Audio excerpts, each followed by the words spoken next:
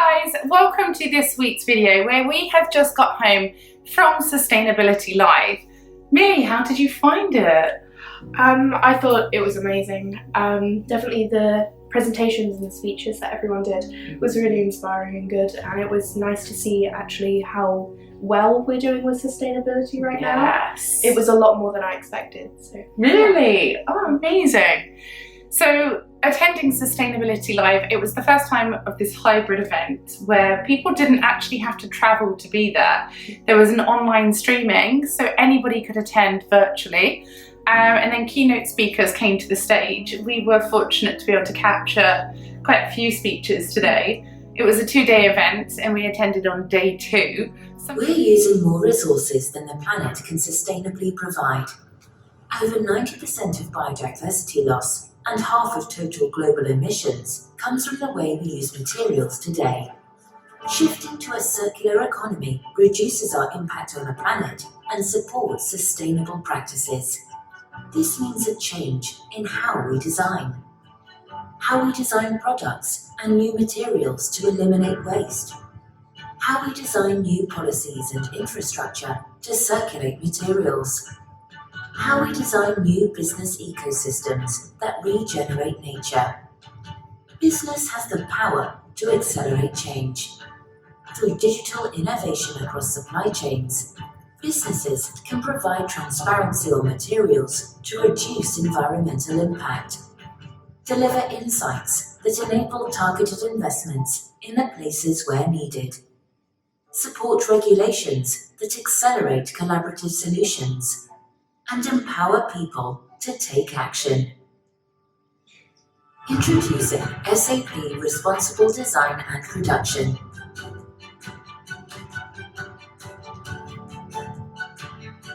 A new solution to accelerate global action by providing tailored intelligence that helps eliminate waste and design for circularity. For 50 years, companies have trusted SAP to help manage their most valuable resources. Together, we can shift to a circular economy. Now is the time for regenerative business. Something that I found fascinating was space sustainability. So looking at the satellites that we have in the atmosphere, the ownership of them, the objects that are in space, and how we use satellite information to control different growth patterns across the world so that we don't waste food, that we have access to water where it's needed and necessary. That was really fascinating. And to know that there's so many objects out in space that are hitting satellites, meteors and things that they're discovering, the worth of them versus our planet, that was incredible. What did you think of the sustainability of businesses since COVID and how that's made an impact on the way that we operate working from home? I think that it definitely put like a pause in the amount of sustainability that they were able to accomplish in each business. I think it would have pushed the plans back for everything being eco-friendly and sustainable a few, maybe years, but everything's still going in order. Yeah, and I think as well, people working in an office space before, you would have this commute to and from work, you would sit in traffic for so many hours, pollution, carbon footprints that we would create. Now people are working from home, but at the same time, the way that you would be sustainable in the workplace, this is now, are we sustainable in our homes? The energy that we're using, is it renewable? All of the different aspects that you would take from measuring a business, how do we then measure that as individuals? And looking at the supply chain was a really, really big point that came across. They talked about political views, climate change, and even, boats not being able to get to us, how we look at where we source our ingredients from, and making sure that the suppliers are sustainable. Who is actually holding them accountable for saying they do what they say they do? They use the term greenwash or greenwashing, which was to say that you're an eco-friendly, sustainable company, but actually who has said that you are? How do we know that they are? Do we take their word for it? How do you hold them accountable?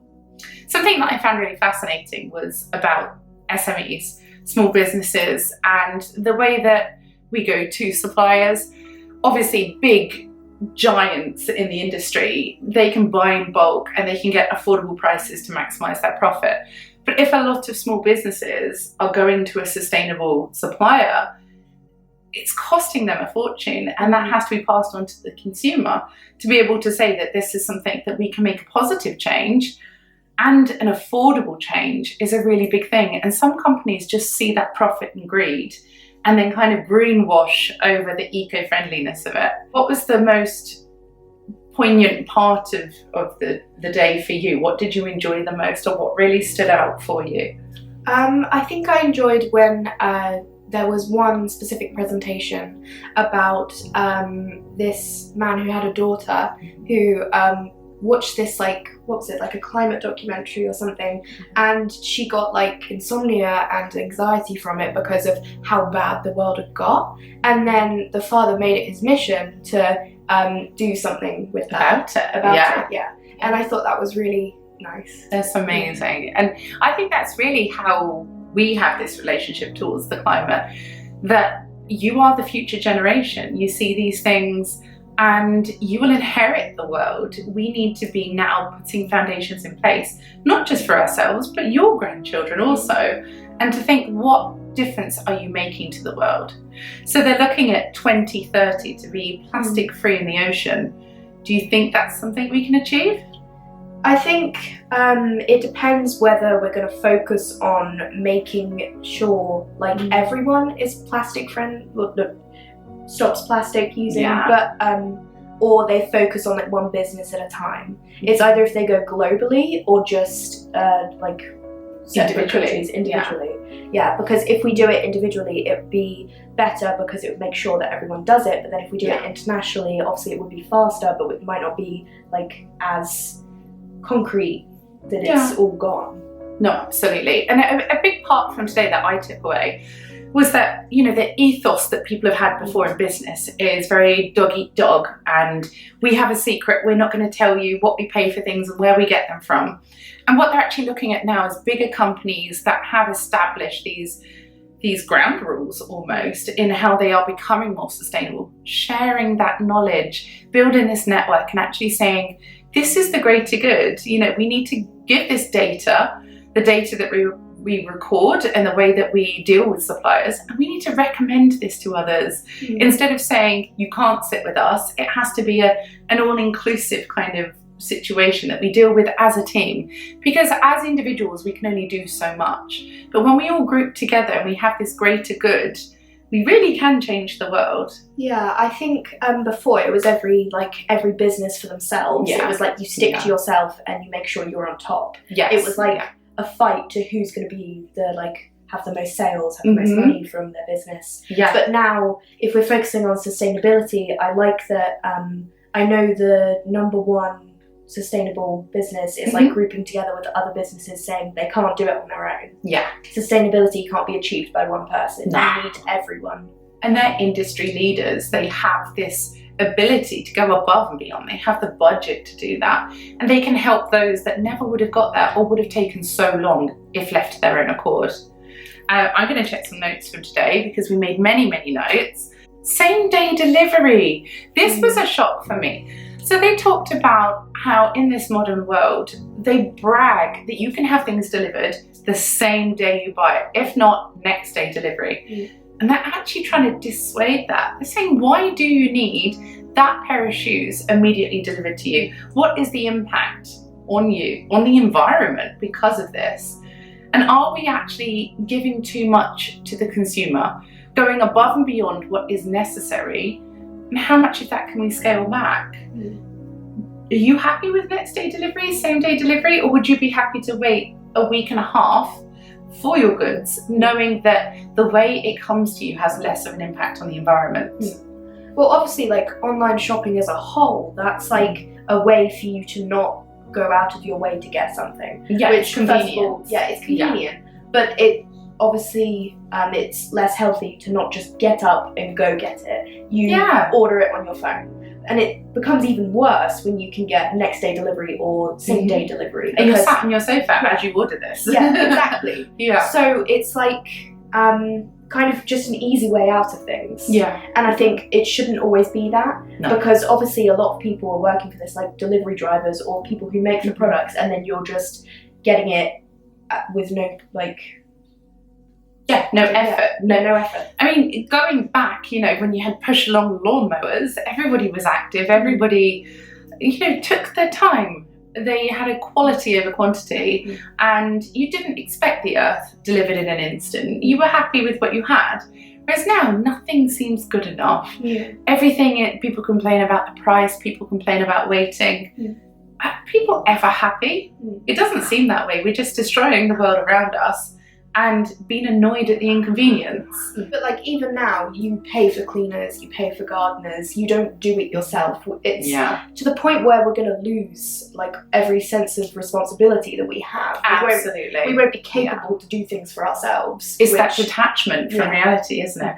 So some points that I made during the keynote speeches were to stop talking and start acting. I think that was really big. Holding boards responsible, being more efficient with mature supply chains that are sustainable, doing the right thing for the environment. All kind of key topics that were repeated throughout the day, I felt. They want organisations to reduce the number of suppliers that they work with. So these suppliers are held responsible.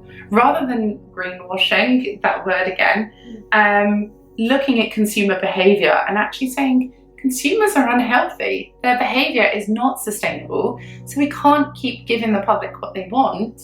You have to say, actually, you having your shoes by 2 p.m. whilst you sit on your sofa is not good for the planet. You can wait until 3 or 4 days' time. It's kind of educating adults almost, isn't it? Long after you've left school. So we need to tell suppliers what they need to do for us rather than being dictated on price and profit margins. We need a unified sustainability rating that can be used with values, ethics and focus driven by shareholders and stakeholders. Because really voting with our feet is the best way to bring about change. But one of the things that I did notice, there is a lot of red tape when it comes to talking about administrative burdens that they have within companies, because they don't have sustainability programs. And then they say, well, what member of staff will deal with this? Who will regulate this? How do you measure progress? And how do they set their budgets aside to make that an important factor? They did say within the next 10 years, if companies haven't shown their sustainability, they will not be operating, because actually the growth in sales for sustainable businesses is exceeding that of companies that are seen with slave labour, with poor quality products, and with those that are destroying the environment. Would you shop from a company that you knew was bad for the environment, do you think? I think now it's everything that's like accessible to you. Like, what's the closest shop? What's the closest app on my phone? But I wouldn't want to do that. I think personally, I think that's an easy way out. But then again, I am guilty of doing that. Everyone's guilty of doing that. Because sometimes you just need that convenience. But then you do need to make sure that you do go out of your way for things. It's that inner fight of those morals, isn't it? Where you want to do good, but also you have that affordable convenience everywhere. And everybody is fighting and selling their soul to get hold of the best deal. So it's bringing about that change and actually making it an affordable change, a sustainable change. They're talking about removing quarterly goals, how you would report every 3 months on the performance of a business, and changing that for an annual review instead. Because if you are constantly chasing every 3 months profits and margins, you're not focusing on the bigger picture as you should. So to be able to say a business is not constantly measured on success, it's literally, here's the bigger picture, let's work towards it sustainably long term. So remove that convenience, remove the single use of life, and actually focus on the bigger picture. And I think there will be really big change, and events like this is the beginning, it's the breakthrough in my opinion. So how do you feel at the end of it now, after absorbing all of that information? Are you hopeful? Are you overwhelmed? Well, I think, as I said at the beginning, I was really surprised with actually how well we're doing in sustainability, and how almost every presentation said that they expect something by like 2030, 2050. 2024. Yeah, 2024. That was a really soon deadline. Because they've got the statistics to back it up on how well they're doing. And that really surprised me how fast they're able to do that, because I think it's better when we look at the bigger picture, go down the small routes that we need to get there, but then we get there faster without noticing. Yeah, and absolutely. Yeah. Constant, consistent, worthwhile change is what we need, and I think we are definitely en route. So that was so informative. If you would like to know further information about this event, then click the link in the bio to this video and you can check out more also on the blog tracykiss.com, and we look forward to sharing our thoughts and feelings on that. I would love to hear your comments on this, sustainability as a whole. Does your employer recognise and act upon sustainability, or do you have concerns where you work? They were talking about people leaving their jobs because the businesses that they work for are not sustainable. That's a powerful message that we're putting out there.